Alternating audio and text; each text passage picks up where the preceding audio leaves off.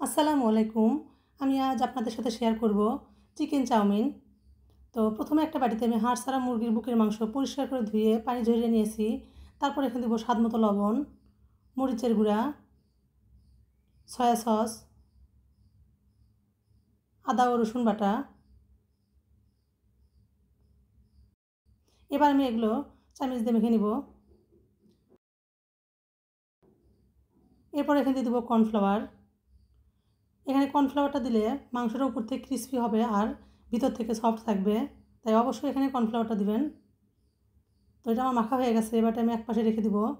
তারপর একটা বাটিতে আমি একটা সস তৈরি করে নিব। তার জন্য দিয়ে দেবো টমেটো সস, সয়া সস, 1 চা চামচ চিনি, কালো গোলমরিচের গুঁড়া ও লেবুর রস দিয়ে এটা ভালোভাবে মেখে নিব।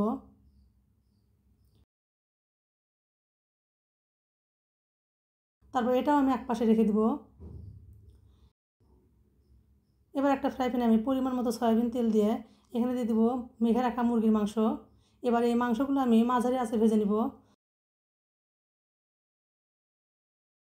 এভাবে চিকেন চাউমিন রান্না করলে অসম্ভব মজা হয় খেতে, আর এভাবে যদি একবার বাসায় তৈরি করেন তাহলে কিন্তু আর বাইরে থেকে কিনে খেতে মন চাইবে না, এতটাই মজা লাগে।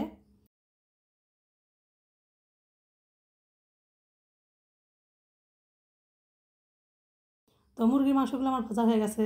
এবার এগুলো একটা বাটিতে আমি উঠিয়ে নিব। এবার একটা কড়াইয়ে আমি পরিমাণ মতো সয়াবিন তেল দিয়ে তারপর দিয়ে দেবো রসুন কুচি। রসুন কুচিটাকে একটু ভেজে নিব। এরপর আমি এখানে দিয়ে দেবো চিলি ফ্লেক্স।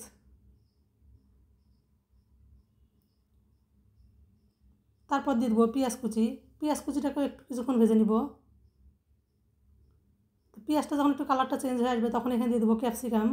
এখানে আমি সবুজ ক্যাপসিকাম আর হলুদ ক্যাপসিকাম দিয়েছি। আপনারা চাইলে এখানে অন্য আরও ক্যাপসিকাম দিতে পারেন।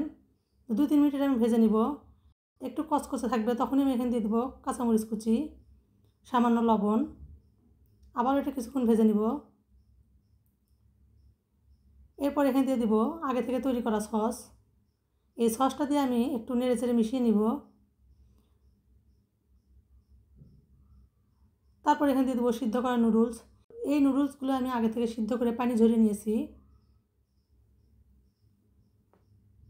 তো নুডলস দিয়ে আমি কয়েক মিনিট নেড়েচেড়ে মিশিয়ে নিব। তারপর এখানে দিয়ে দেবো আগে থেকে রান্না করা মুরগির মাংস।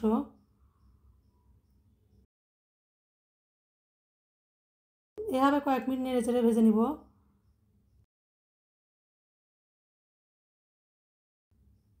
তো আমার রান্নাটা হয়ে এসেছে। তো কালারটা দেখে হয়তো বুঝতেছেন কতটা সুন্দর ও লোভনীয় হয়েছে, আর এভাবে রান্না করলে কিন্তু খেতেও অসম্ভব মজা হয়। আল্লাহ হাফেজ।